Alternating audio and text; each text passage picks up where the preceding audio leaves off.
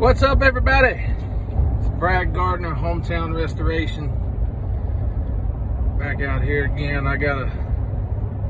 That's something that's been on my plate a couple times today, and I felt like I needed to explain this to the world out here, because this is obviously something that insurance companies are completely confusing you folks on.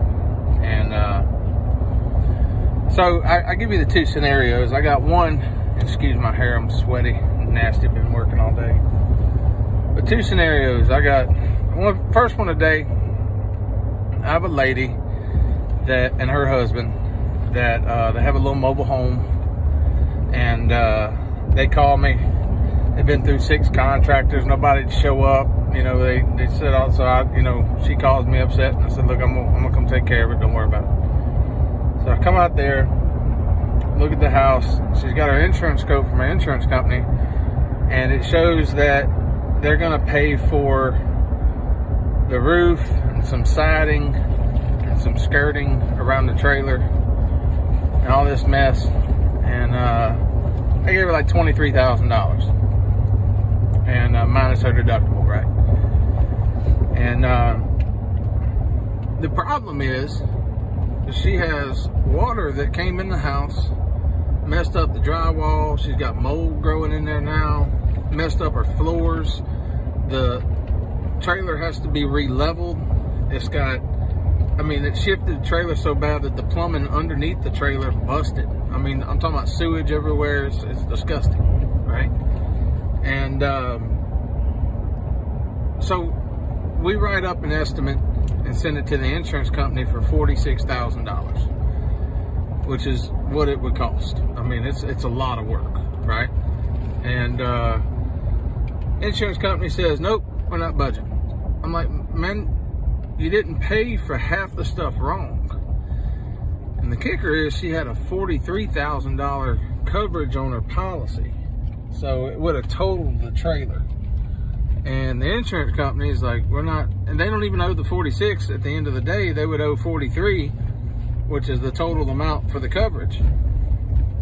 And they missed half the stuff that is covered. That's damn it. Her house is totaled, right?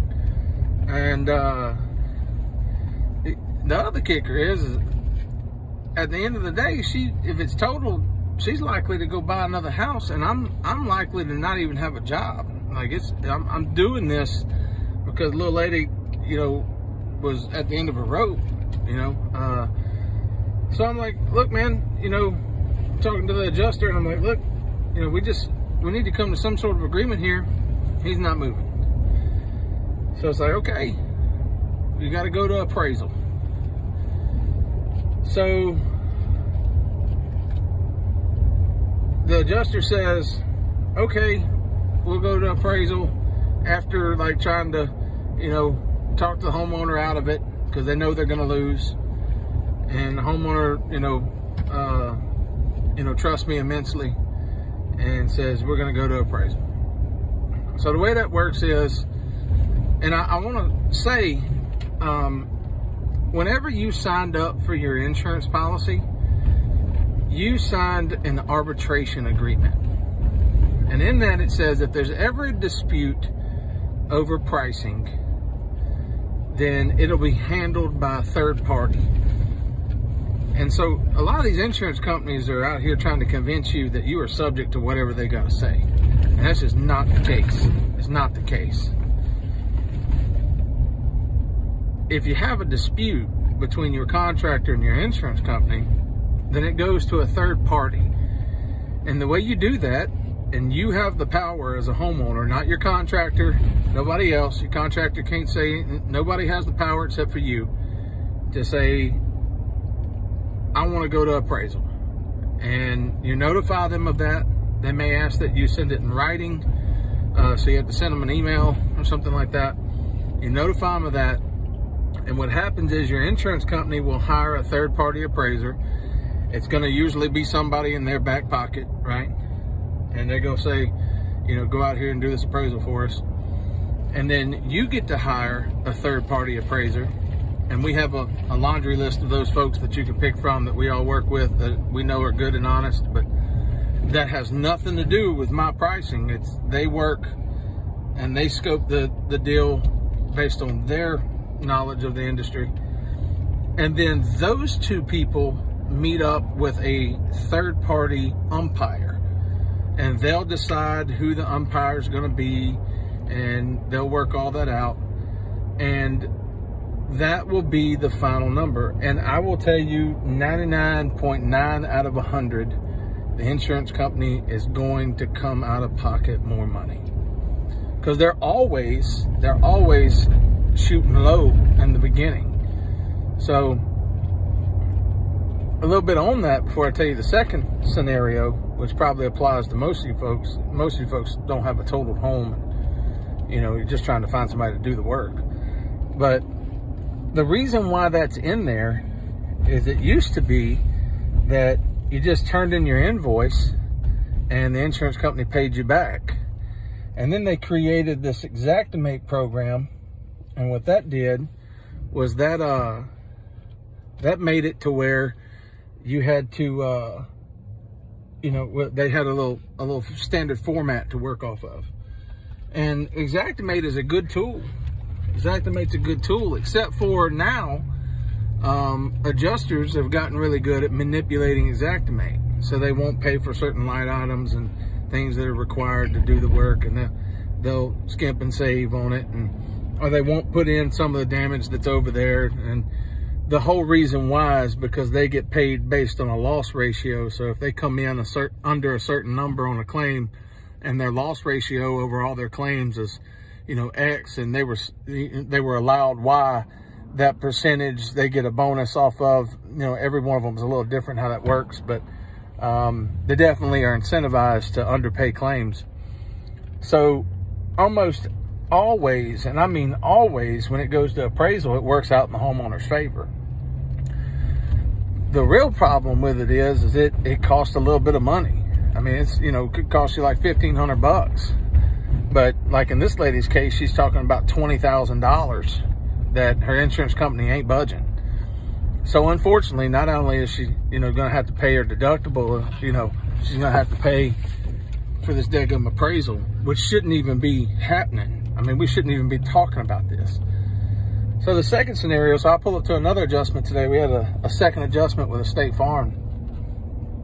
And we get out there, and he had our estimate, and he agreed to the price of the roof, no problem. But he didn't agree to the decking. And the decking has to be replaced because of code. You can't have space decking, you have to have sheath decking. It's a code upgrade endorsement that it's in the policy, right? It's a cost incurred to the homeowner. So they have to pay to bring the house to code. So we were kind of hem-hawing over that, but I knew I'd win that at the desk adjuster. So I didn't really fight him over that.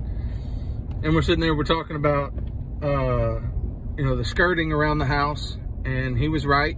When we wrote the estimate up, we billed to put skirting around the entire house. It's on a conventional foundation, and the skirting was only on the front of the house. That was a mistake on our part. 100% agree with that. They don't owe for the whole thing. They only owe for what was there. And then we started talking about painting. And, you know, we had our price for the painting, and then he said, we're only going to pay 80 cents a square foot to paint the house. That is an absolute joke. Even before the hurricane, you couldn't get a house painted for 80 cents a square foot. Like, that's almost the cost of material. I don't even know how that number comes up. He said, well, that's Xactimate pricing. And I said, well, we don't subscribe to Xactimate. Xactimate doesn't tell me how to price my roofs or my painting or anything else. So what you have to pay is the actual cost incurred to the customer, and this is what we're billing. And he's like, nope, we're paying 80 cents a square foot. And I said, okay, look, dude, I'm not going to sit here and walk around and nickel and dime this claim. So talked to the homeowner. They were already ready to go to appraisal, and they're sending in right now, I'm sure by the end of the day, the request to go to appraisal. And it's real simple, you know. I've got a list of folks. They're going to choose from somebody, and you know, we'll get them set up like that, and it'll go to appraisal, and you know, the homeowner's going to win, because they always win, because it's based on cost incurred. And there's not a painter in Lake Charles right now who could paint for 80 cents a square foot. No doubt about it, the decking's going to be replaced because it's code. So, I mean, you don't have to fight these people, right? You don't have to fight these people. They want to drag it out, and they want to take it a big, long thing. You don't have to do that. All you have to do is say, I want to go to appraisal, and let somebody else decide what this is worth. If we can't come to an agreement, you're not going to pay for my contractor's invoice, take this to appraisal. So, want to kind of fill y'all in on how that works, because there's a lot of games. I'm going to tell you, like a good neighbors out here, and they are scamming folks. I've never seen them so bad. I've never seen them so bad. They used to be a good company, and what, not to talk too bad about them, because, you know, like I said in one of my other videos, they got better lawyers than me. But every Saturday, my office phone rings off the hook with that particular insurance company. Every Saturday. And they're following up with claims on Saturdays on my office phone, which we have forwarded to my secretary's cell phone. And it's only on Saturday. And it's like, why? Well, the reason why, one lady even said when we were talking to her, I didn't expect anybody to answer the phone.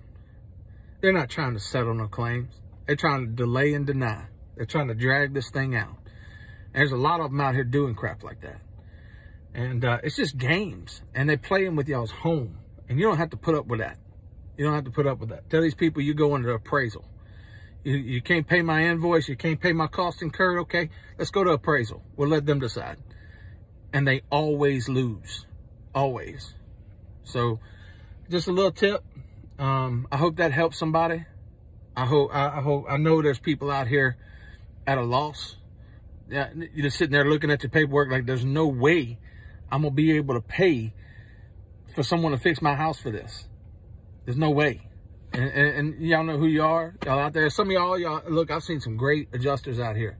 I don't want to knock everybody. I've seen some great adjusters, but that ain't the norm. And you don't have to put up with that. You don't have to put up to that. If we can help you, if we got to go to appraisal with somebody, I got a laundry list of people ready to service you. That third party, completely separate from me. They're, you know, good people. And folks we've vetted, folks we've worked with, folks we've seen how they treat people, and they go to war for you. And, you know, it more than pays for itself whenever you're talking about getting your house prepared properly. So I hope that helps. Let us know if we can help you. You can click the link to get to my, I don't know how all this technology stuff works, but somewhere on my Facebook page where this will be boosted, you can be able to get to me. And if you need some information, want to speak to somebody, just put in your information, send it through. It'll come to my office. My office will get you to a project manager or me directly. And we'll make sure you're taken care of. Hope that helps. Thanks.